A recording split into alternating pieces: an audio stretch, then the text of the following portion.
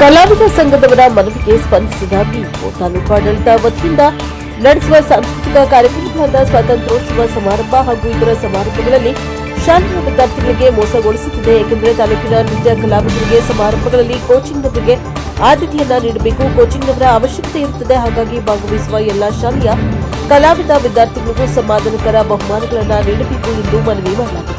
ವಿದ್ಯಾರ್ಥಿಗಳ ನೃತ್ಯದ ಅರಿವು ಸಿಬ್ಬಂದಿಗಳಿಗೆ ತಿಳಿದಿದೆಯಾದರೆ ಕಂದಾಯ ಇಲಾಖೆ ಸಿಬ್ಬಂದಿಗಳನ್ನು ನೋಡಿಕೊಳ್ಳುವ ಜವಾಬ್ದಾರಿಯನ್ನ ನೀಡಿದ್ದೇವೆ ಹಾಗೂ ಶಾಲಾ ಕಲಾವಿದ ವಿದ್ಯಾರ್ಥಿಗಳ ಕನಸಿಗೆ ಮಣ್ಣೆತ್ತಿದ್ದೀರಿ. ಹಲವು ಶಾಲಾ ವಿದ್ಯಾರ್ಥಿಗಳು ಕಣ್ಣಿಟ್ಟಿದ್ದಾರೆ ಎಂದು ಶಾಲೆಯ ನೃತ್ಯ ಕಲಾವಿದ ಸಂಘದ ಅಧ್ಯಕ್ಷ ಹರ್ಷಿತ್ ಹಾಗೂ ಸಂಘದ ಪದಾಧಿಕಾರಿಗಳು ಶಿಕ್ಷಣ ಅಧಿಕಾರಿ ಮಹೇಶ್ ರವರ ಜೊತೆ ಚರ್ಚಿಸಲಾಯಿತು. ಮುಂದಿನ ದಿನಗಳಲ್ಲಿ ಎಲ್ಲಾ ವಿದ್ಯಾರ್ಥಿಗಳಿಗೂ ಅನ್ಯಾಯವಾಗದಂತೆ ಸರಿಪಡಿಸಿ ನೋಡಿಕೊಳ್ಳಲಾಗುತ್ತದೆ ಎಂದು ಶಿಕ್ಷಣಾಧಿಕಾರಿ. ಬ್ಯೂರೋ ರಿಪೋರ್ಟ್ ಎಡಿ ಜಯಶಂಕರ್ ಎನ್ಪಿಎಸ್ ಎಲ್ಲರಿಗೂ ನಮಸ್ತೆ.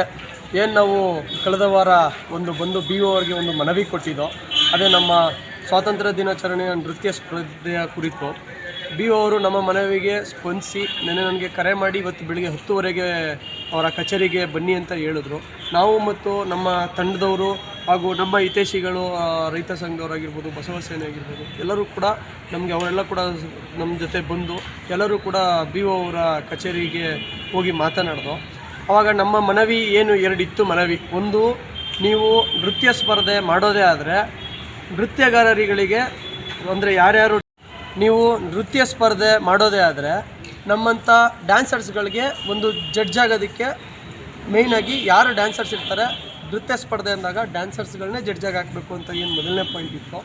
ಇಲ್ಲವಾದಲ್ಲಿ ಅಂದರೆ ಅದೇನಾದ್ರು ನಿಮಗೆ ಡ್ಯಾನ್ಸರ್ಸ್ಗಳಿಗೆ ಕೊಟ್ಟಾಗ ಅದು ಬೇರೆ ಥರ ಆಗುತ್ತೆ ಅನ್ನೋದಾದರೆ ಭಾಗವಹಿಸಿರ್ತಕ್ಕಂಥ ಎಲ್ಲ ಶಾಲೆ ಮಕ್ಕಳುಗಳಿಗೂ ಯಾವುದೇ ರೀತಿ ಫಸ್ಟು ಸೆಕೆಂಡು ಥರ್ಡ್ ಅನ್ನೋದು ಇಲ್ಲದೆ ಪ್ರತಿಯೊಬ್ಬರಿಗೂ ಸಾಂಸ್ಕೃತಿಕ ಕಾರ್ಯಕ್ರಮದಲ್ಲಿ ಯಾರ್ಯಾರು ಭಾಗವಹಿಸ್ತಾರೆ ಎಲ್ಲ ಶಾಲೆ ಮಕ್ಕಳುಗಳಿಗೂ ಒಂದು ಸಮಾಧಾನಕರ ಬಹುಮಾನ, ಯಾವುದೇ ರೀತಿ ಫಸ್ಟು ಸೆಕೆಂಡು ಥರ್ಡ್ ಅನ್ನೋದು ಬೇಡ, ಎಲ್ಲರಿಗೂ ಸಮಾಧಾನಕರ ಬಹುಮಾನವನ್ನು ನೀಡಿ ಅಂತ 2 ಪಾಯಿಂಟ್ ನಾವು ಇದು ಮಾಡಿದ್ದೋ.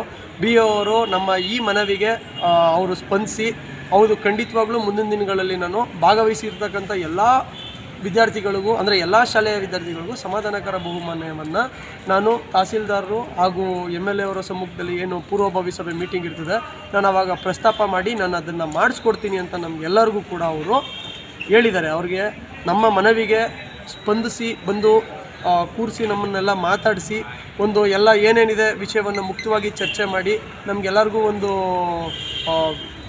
ಎಲ್ಲ ನಾನು ಮಾಡಿಕೊಡ್ತೀನಿ, ನಿಮ್ಮ ಪರ ನಾವು ಇರ್ತೀವಿ ಅಂತ ಹೇಳಿ ಬಿಒ ಅವರು ಹೇಳಿದ್ದಾರೆ.